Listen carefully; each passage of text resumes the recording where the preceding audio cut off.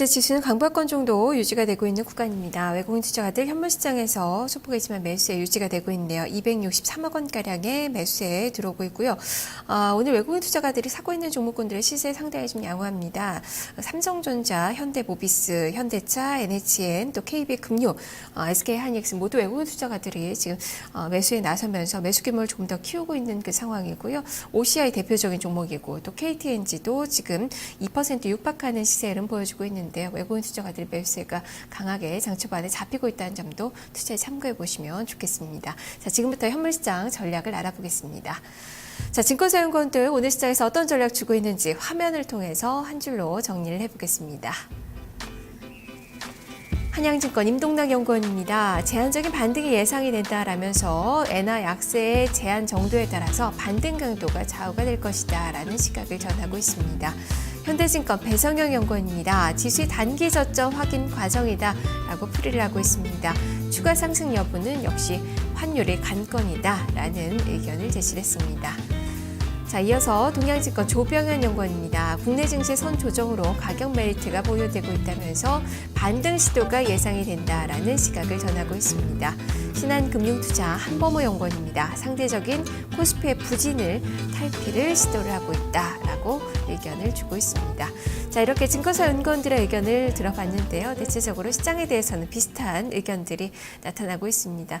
환율에 대해서 역시 많이 포커스를 맞추는 그런 의견들이 또 제시가 되고 있는데요. 이 중에서 한양증권 임동락 연구원 만나보겠습니다. 연구원이 안녕하세요. 네, 안녕하세요. 반등세가 나타나고 있지만 그 반등폭은 제한적일 것이다 라는 관점의 의견을 주셨습니다. 자, 그렇게 보시는 이유 설명을 해주시죠.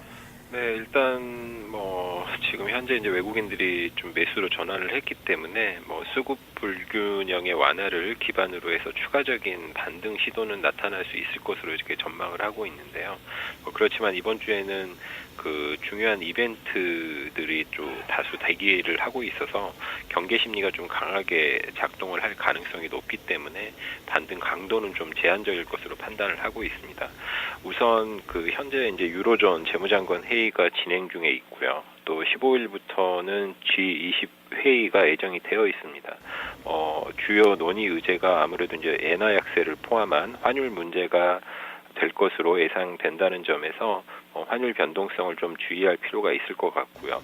또 오늘 밤 그 미국에서는 오바마 대통령의 연설이 있는데 올해 이제 국정 방향 제시와 함께 향후 이제 그 예산 감축 문제를 언급하는지 여부도 좀 관심사가 될 것입니다. 그리고 이제 내부적으로 본다면 이제 그 목요일 날 2월 금통위가 예정이 되어 있는데 컨센서스는 동결 쪽에 이렇게 무게가 실려 있고요. 같은 날 옵션 만기도 예정이 되어 있습니다. 차익 매도에 대한 부담은 상존을 하고 있지만 외국인과 연기금 중심으로 그 비차익 매수가 꾸준히 유입이 되고 있는 상태여서 차익 잔고 청산에 대한 우려는 또 크지 않은 상태라고 할 수가 있겠습니다. 종합을 해보면 이제 수급 불균형을 포함한 핵심 악재 완화로 인해서 추가적인 반등 시도는 가능하겠지만 앞서 이제 언급드린 그 이벤트에 대한 관망 심리가 우세할 수 있다라는 점에서 눈높이를 좀 높게 가져가기에는 이른 시점이라고 보여지고요.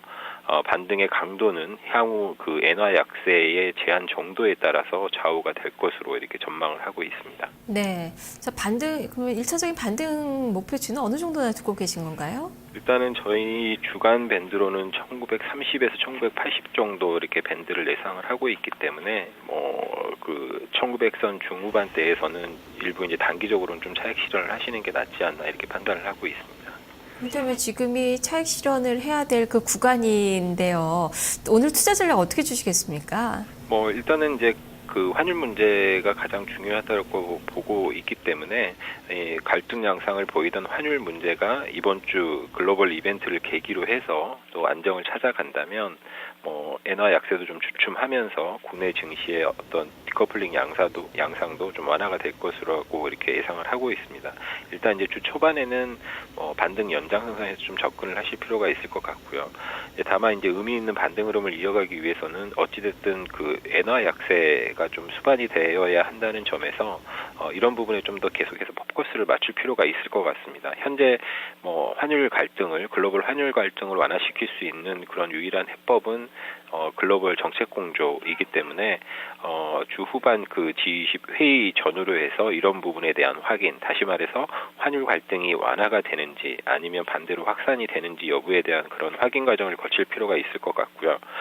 종목 대응에 있어서는 엔화 약세가 좀 진정이 된다면 환율로 인해서 역차별을 받았던 수출주 중심으로 반등이 나타날 가능성이 높기 때문에 또 수익률이 좀 부진했던 대형 수출주에 대한 관심을 단기적으로는 좀 제고할 필요가 있을 것 같고요.